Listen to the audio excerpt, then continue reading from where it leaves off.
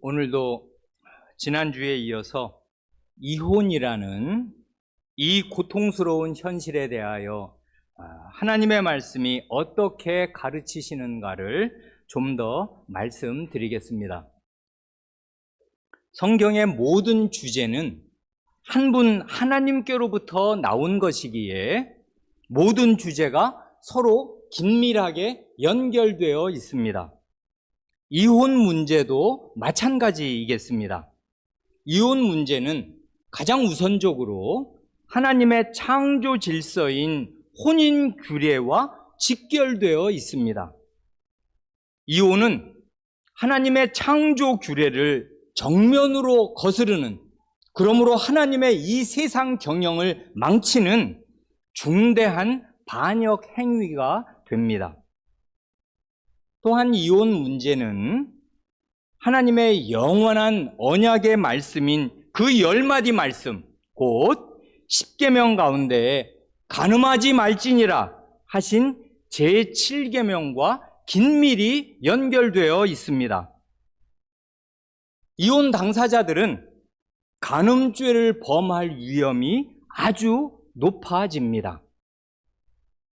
또한 이혼 문제는 다른 모든 문제와 마찬가지로 마음과 뜻과 힘을 다하여 주 너의 하나님을 사랑하라 하신 그 크고 첫째 되는 계명과 직결되어 있고, 또한 내 이웃을 내 몸과 같이 사랑하라 하신 둘째 계명과도 연결되어 있습니다. 이혼하는 사람들은 이혼 과정에서 하나님 사랑과 이웃 사랑에 역행하는 길을 걷게 될 위험이 아주 높습니다. 특별히 어린 자녀를 둔 부부가 이혼하게 되면 그 어린 자녀, 성장기에 있는 자녀의 그 마음과 영혼에 어떻게 이 생에서는 다 회복될 길이 없는 큰 상처와 고통을 안겨주게 됩니다. 하나님 사랑, 이웃 사랑에 역행하게 되는 것입니다. 오늘 첫 본문으로 말라기 2장을 함께 읽었습니다. 구약 성경의 맨 첫 권인 그 창세기 맨 앞 1, 2장이 복되고 아름다운 혼인 규례로 시작한다면은 구약 성경의 맨 마지막 권인 말라기는 이혼을 꾸짖으시는 말씀과 회개를 촉구하는 강력한 경고로 마칩니다. 이게 의미심장하지 않을 수가 없습니다. 방금 전에 우리가 함께 말라기 2장 10절로 16절을 읽었는데요. 모두 7절 아닙니까? 이 7절 말씀에 중요한 핵심 단어 2개가 4-5번씩 반복적으로 나옵니다. 그게 무엇인지 감지하셨는지 모르겠습니다. 첫 번째 핵심 단어는 하나라는 말입니다. 이 하나라는 말이 도합 4번 나옵니다. 편의상 우리말 성경을 기준으로 보면 10절에 2번 나오지 않습니까? 우리는 한 아버지, 하나가 나온 거지요. 한 아버지를 가지지 아니하였느냐?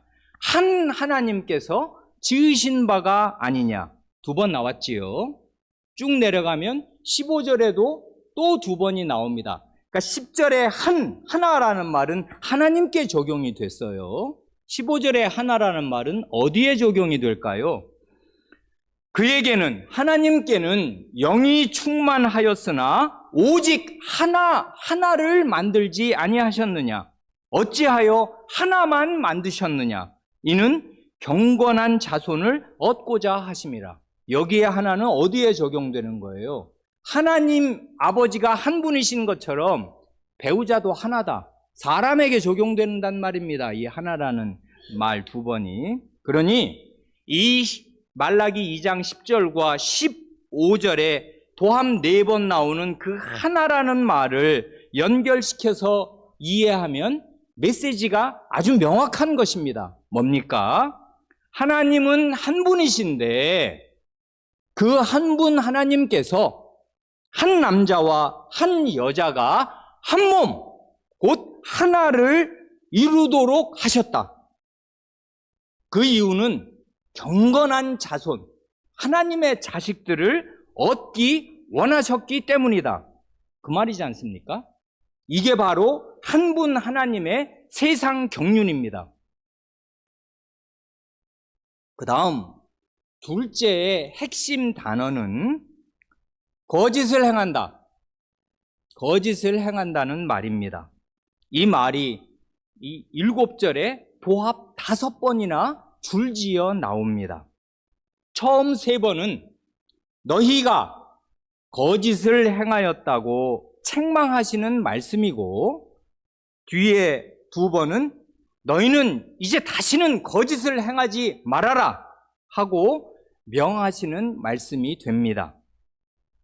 이 거짓을 행한다는 말, 이게 그냥 거짓말한다 그런 말이 아니고요. 이 말이 무슨 뜻인가가 중요하겠는데, 본문에 7절에 5번 나오니 이 말을 제대로 모르면 본문을 이해할 수가 없는 거잖아요. 이 거짓을 행한다는 말은 신의를 저버린다, 믿음을 저버린다, 신의를 저버린다 이것입니다. 그래, 그걸 한자로 하면 신의를 저버림이 배신 아니에요? 배반할 배자에 믿을 신자. 하나님이든 배우자든 상대방과의 관계에서 사람은 신의를 지켜야 되는데, 그런 신의를 저버리는 그 배신 행위가 거짓을 행하는 것이 됩니다. 또는 약속이나 서약이나 언약을 안 지키고 깨뜨리는 것, 그걸 한자로 하면 배약이지 않습니까? 배신할 배자에 약속할 약자, 약속을 깨뜨리는, 배반하는 그런 배신과 배약, 이게 바로 거짓을 행하는 것의 정체입니다. 그런데요, 말라기 시대에 하나님의 백성은 이게 이방인이에요? 불신자들이에요? 아니에요.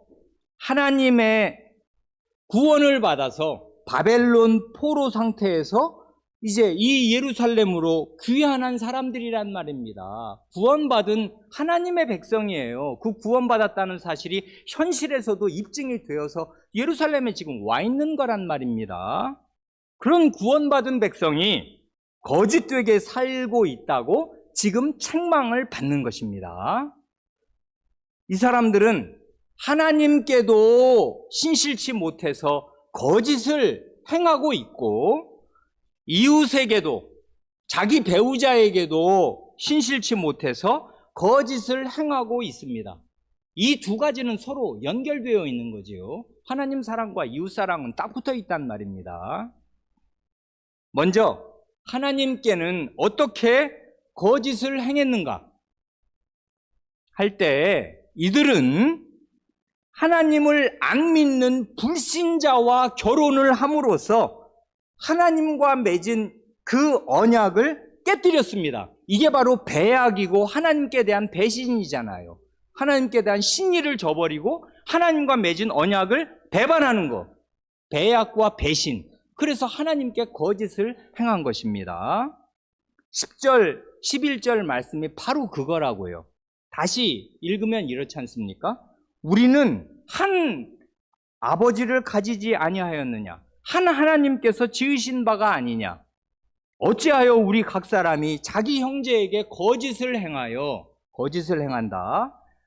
우리 조상들의 언약을 욕되게 하느냐? 유다는 거짓을 행하였고 이스라엘과 예루살렘 중에서는 가증한 일을 행하였으며, 유다는 여호와께서 사랑하시는 그 성결을 욕되게 하여 이방 신의 딸과 결혼하였으니, 요게 하나님께 거짓을 행한 그 정체란 말입니다. 이 사람들은 한 분 하나님을 아버지로 모신 하나님의 자식들이고 하나님의 언약 백성이니까 반드시 하나님을 믿는 사람, 하나님의 백성과 결혼해야 마땅합니다.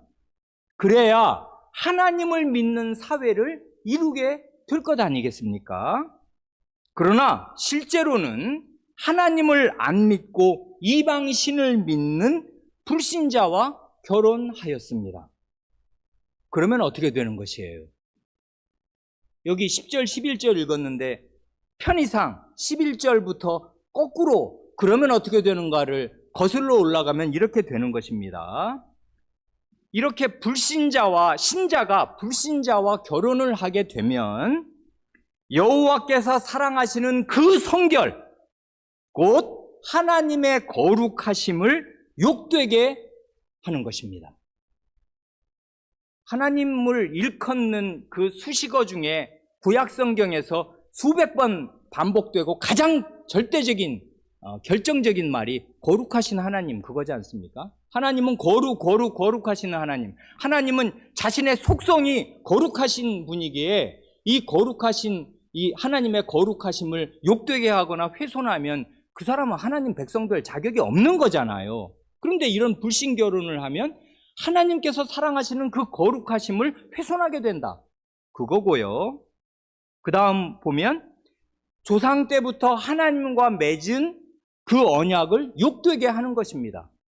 언약이란 하나님과의 결혼 서약과 같은 거잖아요. 하나님을 신랑으로 모시고 나는 하나님의 신부로서 하나님만 사랑하고 살겠습니다 하는 이 사랑의 결혼 언약을 하나님과 맺었는데, 그런 사람이 딴 사람이랑 하나님 안 믿는 이방신을 믿는 우상 숭배자와 결혼을 하면 하나님과 맺은 그 혼인 언약을 자기가 파괴하는 거란 말입니다. 근데 이 언약은 시내산 때부터 모세 이래로 조상 대대로 그 지켜온 그 언약이에요. 그런데 그 언약을 깨뜨리게 된단 말입니다.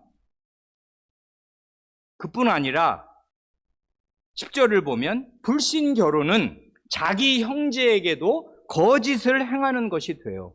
왜 그러냐면 언약 공동체의 순결성을 깨뜨리니까, 이건 내가 사랑하니까 아니 내 결혼 내 마음대로 못하냐, 사생활이다, 간섭할 일이 없지, 이렇게 생각할 일이 전혀 아니에요. 그 사람은 신자고 언약 공동체의 일원이에요. 그러니까 자기의 결혼 생활로 다른 언약 공동체 전체에 엄청난 영향을 미치게 되는데 파괴적인 영향을 미쳐요. 그래서 여기 보면은 자기 형제에게 거짓을 행한다는 말이 나오게 되는 것이에요. 한마디로 불신 결혼은 하나님뿐 아니라 하나님의 언약 공동체 전체를 대신하는 행위입니다. 그래서 그게 거짓을 행하는 행위가 되는 거라고. 이런 일을 행하는 사람은 어떻게 됩니까? 하나님께서 그의 예배를 받지 않으실 뿐만 아니라 그를 언약 백성 가운데 제거해 버릴 것이라 단언하십니다. 12절 말씀이 그거지 않습니까? 이 일을 행하는 사람에게 속한 자는 넘어가서 만군의 여호와께 제사를 드리는 자도, 그 사람이 이 교회에 나와요. 그리고 예배를 드려요. 옛날 같으면 제사를 드리고 제물을 드린단 말입니다. 소용없을 것입니다. 만군의 여호와께 제사를 드리는 자도 여호와께서 야곱의 장막 이스라엘의 텐트 가운데에서 끊어버리시리라 한단 말입니다. 그러니까 이건 불신 결혼, 우리 시대에 너무나 많이 자행되는 이 불신 결혼은 결단코 작은 일이 아니에요. 엄청난 일입니다. 하나님께와 언약 공동체 전체를 배신하는 행위가 된단 말입니다. 다음으로 이 말라기 시대에 하나님의 백성들이 하나님께는 그렇게 했다면 이웃에게는 어떻게 거짓을 행한 것입니까? 그 말라기 예언자는 그 이스라엘 백성의 현실 생활에 그 거짓된 행위의 대표적인 예, 다른 사람에게 행하는 그 배신 행위의 대표적인 예로 아내를 학대하고 아내와 이혼한 것을 여기에 콕 집어 말하고 있어요. 14절 하반절이 그거지 않습니까? 이는 너와 내가 어려서, 이 어려서는 젊어서 그 말이겠습니다. 어린 사람이 결혼하는 게 아니니까요. 내가 젊어서 맞이한 아내 사이에, 너와 내 아내 사이에 여호와께서 증인이 되시기 때문이라. 그는 내 짝이요 너와 서약한 아내로되 내가 그에게 거짓을 행하였도다. 하지 않습니까? 아내에게 거짓을 행하였다고 말씀합니다. 이 말씀을 따르면 아내는 누구냐, 배우자는 누구냐 할 때 내 짝이요 너와 서약한 아내라 합니다. 아내는 신랑의 짝이요 신랑과 서약한 아내입니다. 사람은 대개 젊을 때에 혼인을 하는 것인데요, 그렇게 혼인 서약을 하는 신랑과 신부 사이에 하나님께서, 이게 중요한 건데, 친히 증인이 되신다 말씀하십니다. 결혼을 준비하는 사람은 이 사실에 모든 걸 걸어야 해요. 신혼여행이 중요한 게 아니고 결혼식 사진을 찍는 게 중요한 게 아니라, 그런 건 없어도 그만이고 안 가도 그만이에요.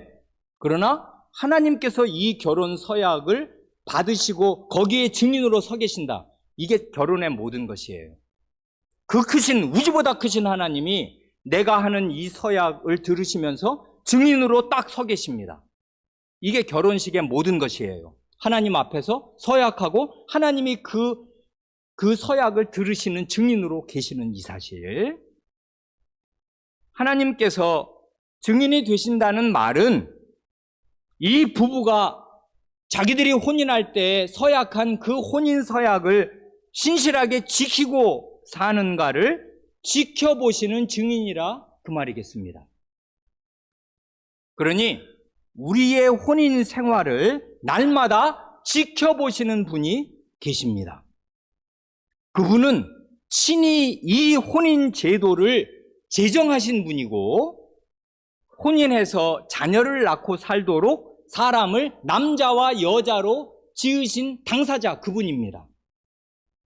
그렇기에 그분은 사람의 혼인 생활에 지대한 관심을 가지고 계시고, 혼인 서약이 신실하게 지켜지느냐 깨지느냐의 여부를 관심 있게 늘 지켜보고 계십니다. 증인이 되신단 말입니다, 모든 혼인에.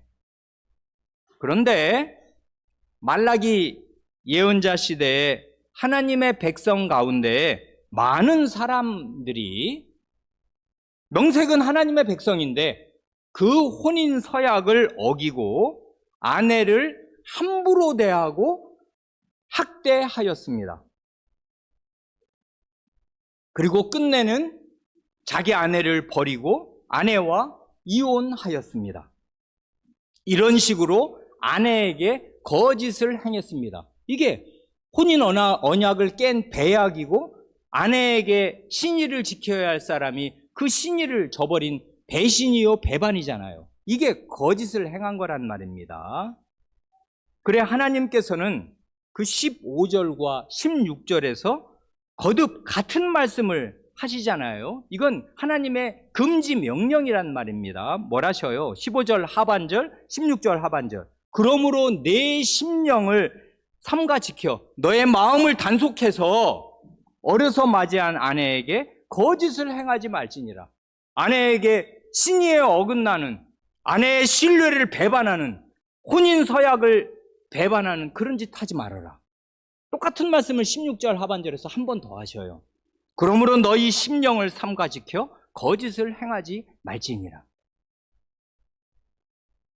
그리고 하나님께서는 자기 자신이 뭘 미워하시는가를 분명히 말씀하십니다. 16절 상반절이 그거지 않습니까? 하나님이 자기 이름을 걸고 말씀하셔요. 이스라엘의 하나님 여호와가 이르노니 나는 두 가지를 미워한다.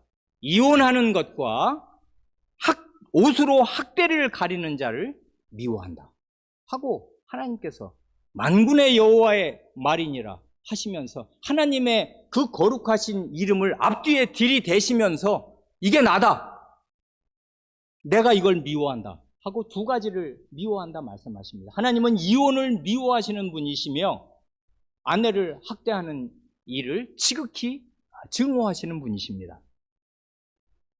이혼은 여러 번 말씀드리는 대로 혼인 서약을 깨뜨리는 배약이요, 학대는 배우자에 대한 신의를 저버리는 배신입니다. 이게 다 거짓을 행하는 거란 말입니다. 여기서 말하는 학대란, 우리말도 그렇지만 말이나 행동으로 폭력을 행사하는 것입니다. 남자들이 흔히 그러지 않습니까? 힘이 세고 특히 젊을 때 이게 30대 이럴 때는 얼마나 힘이 팔팔해요. 그러니까 그냥 큰 소리를 목소리 톤을 가장 높여서 거친 말로 위협하거나 한 걸음 더 나아가서 막장으로 치달으면 손찌검을 하는 것입니다. 아내가 남편에게 말이나 행동으로 폭력을 행사하는 경우도 없지는 않겠습니다만은 대개의 경우는 우리의 경험으로 인류 역사에서 다 잘 아는 대로 대개의 경우는 남편이 아내에게 말이나 행동으로 폭력을 행사합니다. 그래, 이 말라기 2장을 읽으면 누구나 알 수 있듯이 남편들이 가정폭력의 가해자이고 아내들은 피해자입니다. 많은 아내가 폭행을 당하고 끝내 이혼을 당합니다. 하나님께서는 그런 이혼과 폭행을 미워하십니다. 그래, 여기서는 그 남편에게 학대를 받고 이혼을 당한, 그리고 어떻게는 이렇게는 도저히 사람으로 짐승이 아닌 다음에 이렇게는 살 수가 없어서 눈물과 고통 가운데 이혼한 사람을 정죄하는 말씀이 아니에요. 이혼을 미워한다 할 때 왜 미워하시는 거예요? 아내를 남편이 함부로 대하고 학대해서 살 수 없게 만드는 그 불쌍한 정형, 그리고 그것의 최종착역으로 이제 아내를 버려버리는, 그 시대에 아내를 버리면 아시는 대로 이스라엘의 기업은 남자들에게 상속되는 거 아니에요. 여자들은 재산이 없어요. 그러니까 결혼 전에는 아버지 밑에서 아버지의 부양을 받는 것이고, 결혼하고 나면은 기업을 유산으로 가지고 있는 남편에게 속해서 남편과 함께 한 기업에 참여하는 건데, 이혼을 해서 쫓겨나면 어떻게 되냐는 말입니다. 아버지가 살아계시면야 아버지 밑에 들어가서 이제 얹혀서 사는 거지만, 아버지가 돌아가셨으면은 아버지의 기업이 자기 남동생들이 있으면 남동생들에게 다 배분되잖아요. 여성은 기업이 없어요. 재산이 없다고. 그럼 이혼을 하면 어디 가서 어떻게 사냐는 말입니다. 그러니까 이런 이혼을 하게 되면 이 여성의 신세라는 거, 생존이라는 게 지극히 위험한 절벽으로 내몰리는 것과 거의 같아요. 그런데 이런 일들을 함부로, 자기 아내를 함부로 대하면서, 근데 누구나 혼인 서약하고 혼인하는데 혼인 서약할 때 그렇게 서약을 하나요?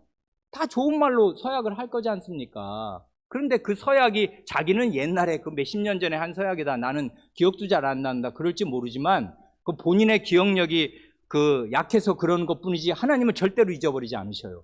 혼인 제도를 내신 분이고 너를 남자, 너를 여자로 지으신 당사자이시기에 하나님은 그 두 사람이 한 몸으로 결합하려고 할 때 하나님 앞에서 한 혼인 서약을 절대로 잊지 않으시고 그 서약의 중대성을 하나님 자신이 오롯이 느끼시면서 그 사람들을 쳐다보고 계신단 말입니다. 근데 그런 아내를 그렇게 학대해가지고 그 절처로 내몰면 그 사람이 하나님한테 무슨 예배를 드리며 하나님의 복을 어떻게 받냔 말입니다. 하나님이 미워하시는 대상이 될 것입니다. 이 말라기 2장 요 7절을 덮기 전에 한 가지만 덧붙여서 말씀드리고 싶습니다. 그 당시에 왜 이런 불신 결혼이나 가정폭력이나 이혼이 횡행했겠습니까? 하는 것입니다. 이게 다가 아니겠지만 우리가 유추할 수 있는 사정이 있어요. 환경이 불우하고 먹고 살기가 대단히 힘들었기 때문일 것입니다. 경제적인 빈곤이 주요 원인이에요. 꼭 그런 것은 아니지만은 경제적으로 단연간 쪼들리고 힘들어지면 부부 생활이 원만해지기가 대단히 어렵습니다. 먹고 살기 힘드니까 마음이 각박해지면서 싸움이 잦아지고 폭력이 이제 행사되기 쉽단 말입니다. 이 사람들은, 말라기 시대의 하나님의 백성들은 구원 얻는 믿음으로 자신들의 불우한 환경을 이겨낸 게 아니라 도리어 자신들의 불우한 환경이 그 연약한 믿음을 삼켜버린 형국이 되었습니다.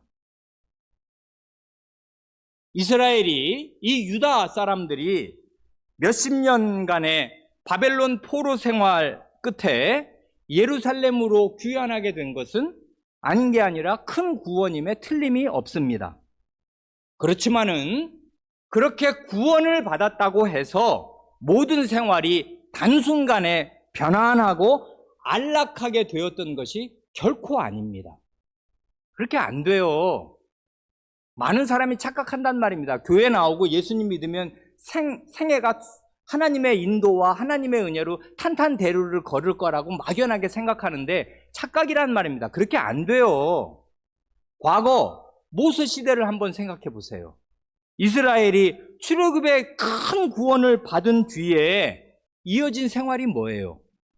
광야 생활, 사막 생활이었습니다. 살기가 아주 힘들었단 말입니다. 광야 생활이면 최악이잖아요. 아무것도 없어요. 얼마나 살기가 힘들어요. 그래서 애굽의 노예 생활에서 해방되고 홍해를 건넜던 그 구원의 감격은 금세 몇 달 만에 사라져버리고 마음이 사나워지고 완악하여졌습니다. 그 결과 우리가 지난주에 살펴본 신명기 24장에 이혼에 관한 율법이 나오지 않을 수 없을 만큼 모세 시대에 벌써 광야 이스라엘에 이혼이 횡행하였던 것이에요. 그 좁은 텐트 안에서 모래바람 속에서 기쁨이 없잖아요. 삶이 팍팍해. 그러니 맨날 치고받고 싸운단 말입니다. 그러다가 난 너랑 못 살겠다. 이혼을 해요. 그래서 모세가 하는 수 없이 이러 하면 네가 그렇게 아내가 싫다고 아내를 함부로 버려버려서 그 여자가 살 수가 없어서 딴 남자랑 재혼하는 날에는 그 재혼한 그 남자가 죽었더라도 그러면 그 여자는 남편 없는 사람이 되니까 뭐 내가 옛날에 너무 화를 많이 냈나? 뉘우친다. 다시 들어와라. 이렇게 못한다. 절대로 못한다. 그 너와 한 몸 되었던 여성이 다른 사람과도 또 한 몸이 되어서 이미 그 가늠한 여자 간부가 되고 그 몸을 더럽혔으니 그 여자 다시는 못 데려오는 줄 알고 이혼할 때 신중해야 된다. 그런 법을 내지 않을 수 없을 만큼 광야 이스라엘 사회에 이혼이 횡행했던 것 아닙니까? 그와 마찬가지로 바벨론의 노예 상태에서 구원을 받고 예루살렘에 와 보니 여기가 이제 좋은 낙원이에요? 아니에요. 사마리아 사람들이 지난 50년 동안 여기가 무주공산이고 사람들이 없으니까 사마리아 사람들이 내려와서 여기저기를 다 차지하고 세력을 그 50년을 그 땅에서 살면은 이제 기존 기득권 세력이 되잖아요. 사마리아 사람들이 그 세력을 부리고 있었고 와보니 먹고 살기가 힘들었더라 그것입니다. 그러다 보니 두 가지가 다 나온 것이에요. 이 우상 숭배자들인 혼합 종교, 여호와도 섬기고 딴 종교도 섬기는 이런 사마리아 사람들과 결혼하는 사람들도 나오고 이게 가장 중요한 게 경제적인 그 원인이었을 것입니다. 그 사람들은 살만하니까 그 집안과 혼인을 맺으면 사업도 잘 되고 거래가 되고 그 거래처가 많이 트이고 소개를 해주잖아요. 기존 거기 50년 이상 살던 사람들이니까 말입니다. 그리고 결혼하면은 이제 좀 살림이 필요나? 그래서 우리 집 지질이 가난한데 딸 그쪽으로 시집 보내면 그래도 좀 살만하게 되지 않을까? 나는 고생했지만 우리 애들은 고생 안 시켜야 되지 않을까? 이렇게 하면서 그 불신 결혼을 하게 된 것이에요. 그래서 하나님께 거짓을 행하게 된 것이고 그뿐만 아니라 먹고 살기가 힘드니까 마음이 각박해져서 집안에서 아내를 학대하기도 하고 아내를 얼굴을 보니 그 구차한 살림 꾸려나가느라 예쁠 것도 없는 사철 팔벗은 아내 조강지처를 버리고 이혼하기도 하였던 것이에요. 그래서 이 말라기에 나는 이혼을 미워한다. 아내를 학대하는 거 난 미워한다. 하시는 말씀을 하나님이 하시지 않을 수 없었다 그 말입니다. 그러니 오늘도 경제적인 압박을 받고 먹고 살기가 힘들어질 때 신자는 특히 자기 배우자에 대한 태도를 삼가고 조심하지 않으면 안 됩니다. 경제적인 어려움, 이런저런 불우한 환경이 나를 압도해서 나의 마음을 각박하게 만들어서 그 화와 그 울분과 그 불평을 힘없는 아내와 자기 자식들에게 쏟게 되지 않도록 자기 마음을 단속하지 않으면 안 돼요. 그러면 말라기 시대로 돌아가게 되는 것이에요. 2400년 전으로. 참된 믿음으로 과거를 모르면 그에게는 미래가 없는 것입니다.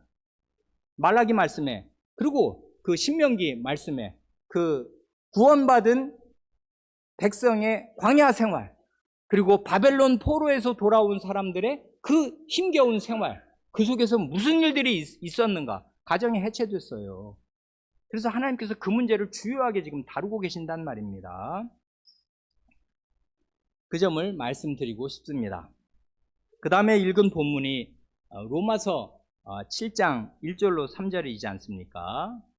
이 로마서 7장은 신자가 맺는 두 가지 관계, 신자가 율법과 어떤 관계를 맺으며 그리스도와는 어떤 관계를 맺느냐 하는 거를 비교하는 장이지 않습니까? 이건 신자의 삶에서 엄청 중요한 문제를 다루는데, 바울 사도가 이 중요한 논의를 무슨 말로 시작하는 거냐 하면, 신자가 그 하나님의 법에서는 벗어날 수가 없는 거잖아요. 하나님의 법은 왕명이고 하나님 자신의 뜻이니까 여기서는 못 벗어나. 근데 그 율법과는 어떤 관계를 맺고 그리스도와는 어떤 관계를 맺느냐, 요 문제를 이야기할 때 결혼과 사별과 재혼, 남편과 사별한 아내가 재혼하는 경우를 들어서 요걸 설명해요. 그러니까 이건 혼인 문제를 설명하려는 건 원래 아니고 본격적으로 그 문제를 다루려는 게 아니라 딴 문제를 얘기하려고 하는 예로서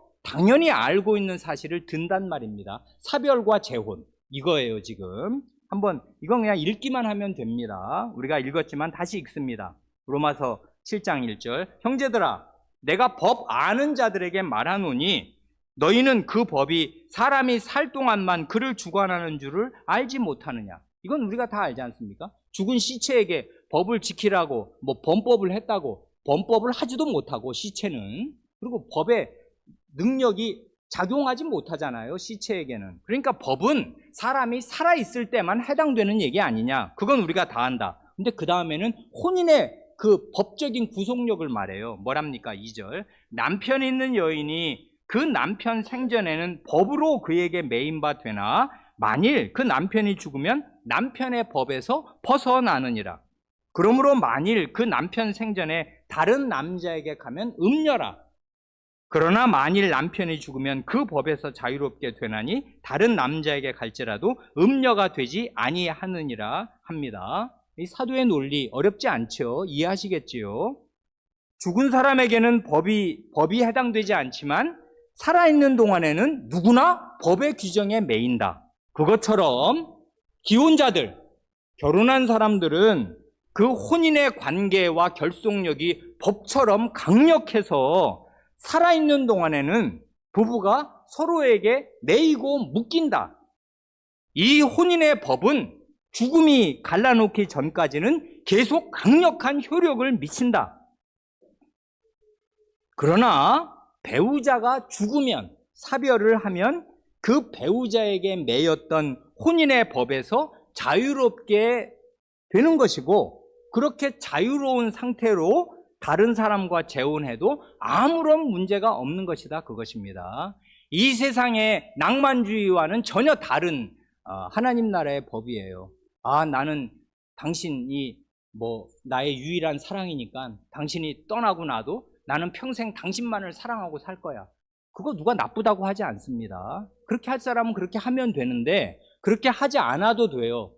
몇 년 지나고 나서 아이를 길러야 하니까, 그리고 혼자 사는 건 외로운 일이에요. 그래서 재혼을 해도 남편과 아내와 사별한 뒤에는 재혼을 하는 것이 하나님 나라에서 아무런 문제가 안 되고 본인이 선택하기 나름입니다. 할 것인가 말 것인가를 본인이 알아서 하면 돼요.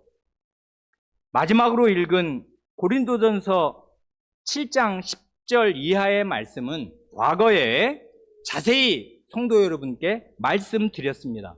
그래, 그 긴 이야기를 다시 반복할 수 없고 오늘은 요점만 한두 가지로 말씀드리고 싶습니다. 첫째로 여기 지금 경우의 수를 사도가 나누어서 지금 교훈하지 않습니까? 신자 부부에게는 어떻게, 그 다음에 불신 배우자와 사는 경우는 어떻게, 그 크게 보면 대별해서 두 가지 경우를 교훈합니다. 첫째로 신자 부부, 남편과 아내가 둘 다 믿는 사람인 경우에는 본래 절대로 이혼해서는 안 됩니다. 그런데 세상이 원리 원칙대로만 되는 건 아니지 않습니까? 불행히도 부부 사이의 갈등이 너무나 심각하면은 별거를 하는 경우가 있어요. 그런 경우가 생길 수 있고, 최악의 경우에는 신자 부부라도 이혼하는 경우가 있을 수가 있습니다. 이건 큰 불행이고 하나님 앞에 이제 책임을 져야 할 중대한 일이지만 그럴 수가 있단 말입니다. 그럴 때는 신자 부부가 별거하거나 이혼을 했어요. 그럴 경우에는 절대로 재혼해서는 안 되고 각각 혼자 살아야 할 것이고, 할 수 있으면 상대방을 용서하고 자기 마음에 쌓인 것을 잘 풀고서 부부가 재결합하면 좋다 이것입니다. 그러니까 신자인 경우에는 별거 하더라도, 이혼했더라도 혼자 지내다가 다시 재결합하면 좋다 이것입니다. 이게 주님의 말씀에서 귀결된 주님 자신의 명령과 같아요. 둘째로, 신자는 불신자와 결혼해서는 절대로 안 되는 것이지만, 원래 부부 둘 다가 불신자로 살다가 어느 한쪽이 먼저 주님을 믿는 경우가 있지 않습니까? 고린도 전서의 상황이 바로 그거잖아요. 고린도 사회는 예수님 예자도 모르는 사회였다가 바울 사도가 처음 와서 복음을 처음 전해서 그 중에 믿는 사람이 생겨서 고린도 교회가 세워진 거지 않습니까? 그럴 때 부부가 다 같이 믿으면야 최고지만 그렇게 되나요? 대개 여성이 먼저 믿어요. 이런 걸 예수님 시대에는 상정할 필요가 없어서, 예수님 시대는 전부, 예수님 자신은 팔레스타인 안에 믿는 사회에 계셨으니까 불신자랑 결혼한 사람이 원리상, 원칙상 없었단 말입니다. 그러니까 예수님은 이런 말씀 하실 필요가 없었는데, 사도 시대에는 사정이 달라졌잖아요. 복음이 이스라엘 밖으로 퍼져나가니까 다 불신자야. 근데 결혼도 하고 살아. 근데 그 중에 한 사람이 먼저 믿었다 이겁니다. 그러면 문제가 되잖아요. 신자인 아내와 불신자 남편, 또는 신자인 남편과 불신자 아내, 이렇게 두 사람이 한 몸을 이루고 지금 살게 된단 말입니다. 그러면 어떻게 할 건가? 그때는 어떻게 할 것인가 할 때, 믿지 않는 배우자가, 불신 배우자가 신자인 나와 계속 살기를 원하면, 내 남편, 내 아내가 안 믿지만 내 당신의 종교 인정해 줄게. 예수님 믿어? 난 모르지만 그래 믿어라 계속. 그렇지만 우리 자식도 있고 같이 살자 이렇게 원하면 이혼하지 말고, 신앙을 이유로 이혼하지 말고 계속 그 혼인 관계를 유지하라, 이것이 사도의 명령이에요. 그러나가 중요합니다. 그러나 믿지 않는 배우자가, 불신 배우자가 믿음을 이유로 신자인 나와 살 수가 없다고 하고 정말로 그러면 그 경우에는 이혼할 수 있다 이것입니다. 고린도전서 7장 15절 말씀이 그거지 않습니까? 혹 믿지 아니하는 자가 갈리거든 갈리게 하라. 형제나 자매나 이런 일에 구애될 것이 없느니라. 이건 생각하면 생각할수록 창세기, 마태복음 5장, 19장, 우리가 지난주에 살펴본 거, 신명기, 모든 성경을 살펴볼 때 이건 실로 놀라운 말씀이 아닐 수 없어요. 왜 그러냐면 이혼은 다 하나님께 기본적으로 정죄를 받아요. 하나님의 창조 질서와 창조 규례와 세상 경영을 역행하는 것이기에 이혼은 안 된다고 하는데, 여기서는 안 믿는 남편이 안 믿는 아내가 못 살겠다고 갈라서자고 하냐? 갈라서라! 그렇게 말해요. 그러니 말입니다. 이런 말씀을 읽을 때 깜짝 놀라면서 우리가 알게 되는 것은 이것입니다.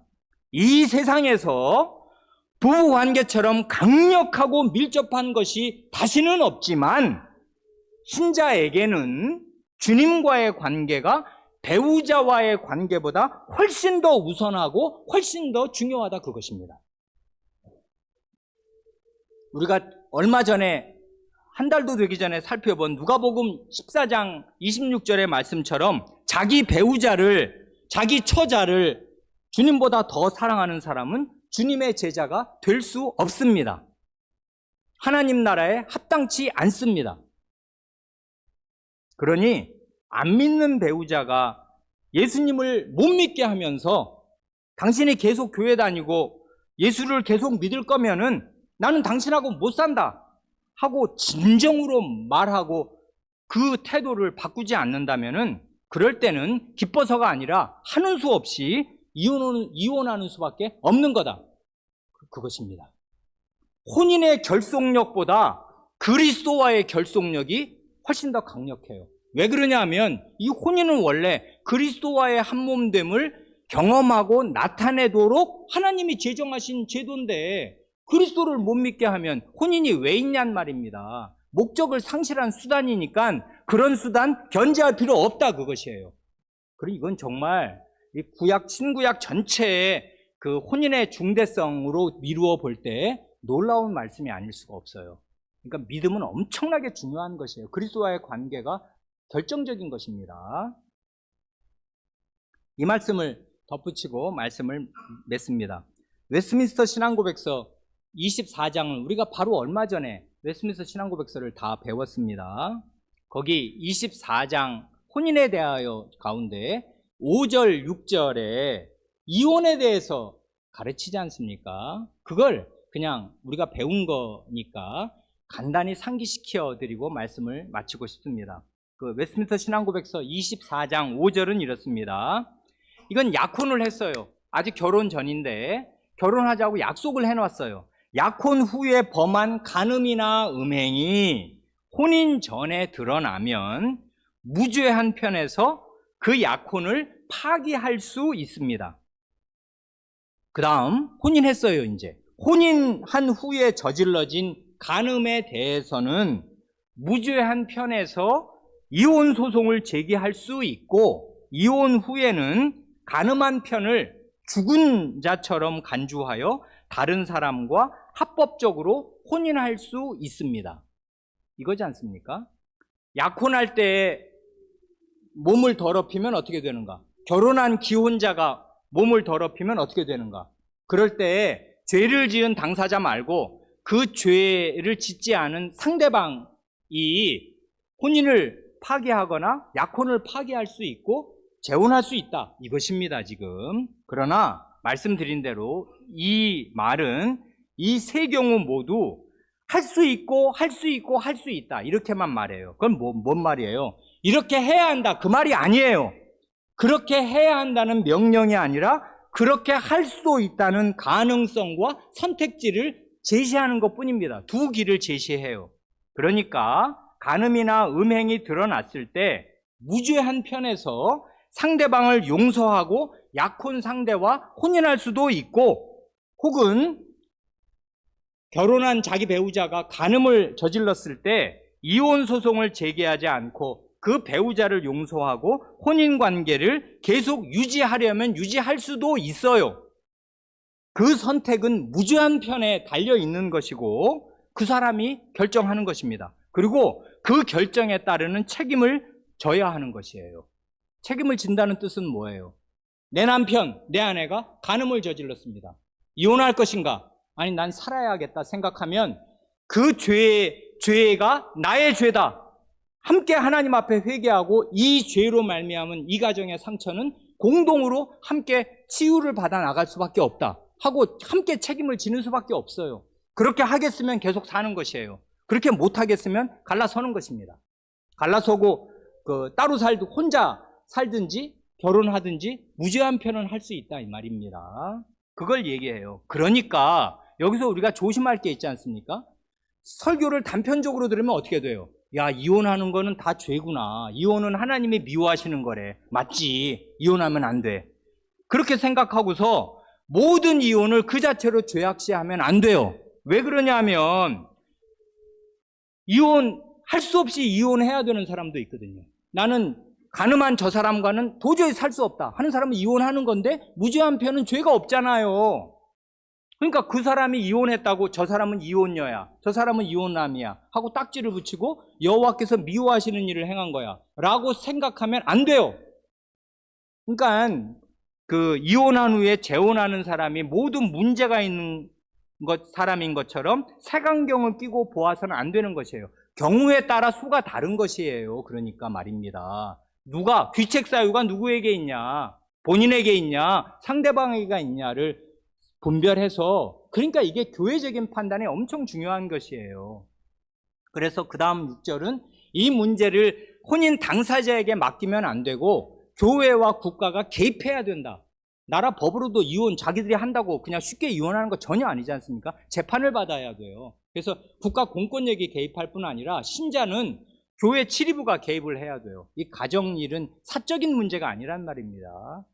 그래 6절 읽고 마칩니다. 인간은 심히 부패하여 하나님께서 혼인으로 짝지어 주신 것을 어떤 구실을 만들어서라도 부당하게 나누려는 경향이 있지만 간음을 한 경우와 고의적으로 배우자를 버려서 교회나 국가가 이를 어찌 해결할 도리가 없을 경우를 제외하고는 어떤 것도 혼인의 결속을 해소할 만한 충분한 사유가 되지 못합니다. 정당한 사유가 있어서 이혼하는 경우 공중 앞에서 정당한 순서와 절차를 밟아 이를 행하여야 하며 이혼하는 당사자들에게 이혼에 관계되는 일을 임의로 처리하도록 맡겨두어서는 안 됩니다. 하지 않습니까? 이거 우리가 다 배웠습니다. 인간의 죄악됨, 인간의 부패한 그 성품이 혼인관계에 어떻게 나타나는가 할 때 맨 처음에 콩깍지가 씌웠을 때는 저 여자 저 남자 아니면 죽고 못 살 것 같아서 결혼하지만 죄인들은 조금 살다 보니 그게 됩니까? 안 돼요. 죄인들이 한 침대를 쓰면 편안할 날이 없단 말입니다.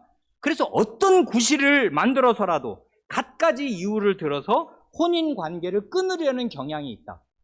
하나님이 합쳐놓으신, 짝지어 놓으신 것을 깨뜨리려는 경향이 죄인된 우리 마음 가운데 도사리고 있다. 이걸 아주 정확하게 지적을 하고요.